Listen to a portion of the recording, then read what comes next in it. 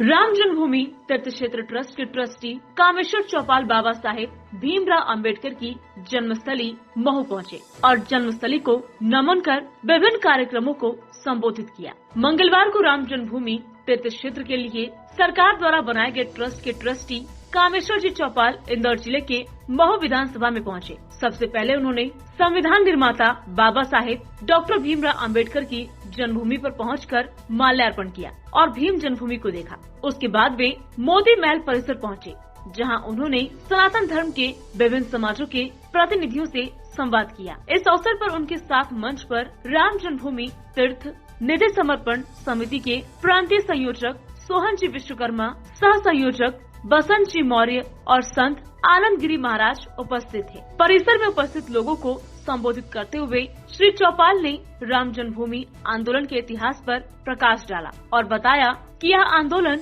कोई 20-25 वर्ष पुरानी नहीं है, बल्कि जब से मंदिर को विधर्मियों ने विध्वंस किया था तब से लेकर आज तक 492 वर्ष पुराना आंदोलन है। साथ ही बताया कि इस आंदोलन के लिए और राम जन्मभूमि को वापस लेने के लिए अब तक 4 लाख से अधिक लोगों ने पिछले 500 वर्षों में अपने प्राण न्योछावर किए हैं। उन्होंने कहा कि वर्तमान पीढ़ी के लिए अत्यंत गर्व की बात है कि उसके सामने राम मंदिर का सपना साकार होता हुआ दिखाई दे रहा है और साथ ही कहा कि हर व्यक्ति को अपने सामर्थ्य के अनुसार समर्पण करना चाहिए, जिससे एक भव्य तीर्थ क्षेत्र का विकास अयोध्या में किया जा सके।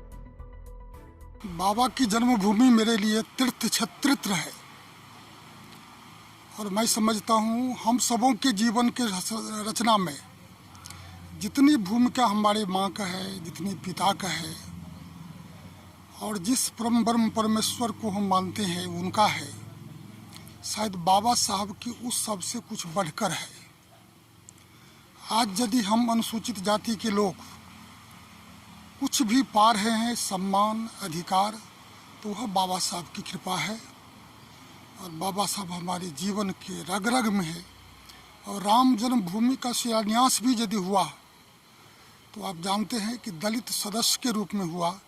वह भी बाबा साहब की कृपा है और मैं अधिक प्रसन्न हूँ।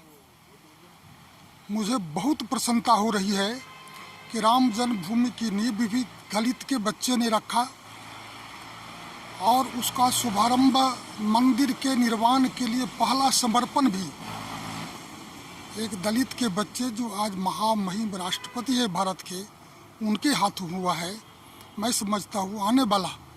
राम मंदिर भी समस्त दलित समाज के लिए प्रेरणा का केंद्र रहेगा और वहाँ से उत्साहित होकर लोग जैसे बाबा साहब से और प्रभु राम से प्रेरणा लेकर के यह समाज फिर से खड़ा होगा और अपने संस्कार, अपने संस्कृति और अपने समाज की रक्षा के लिए सन्नद्ध होगा। Bureau report, VSRS news, Indore.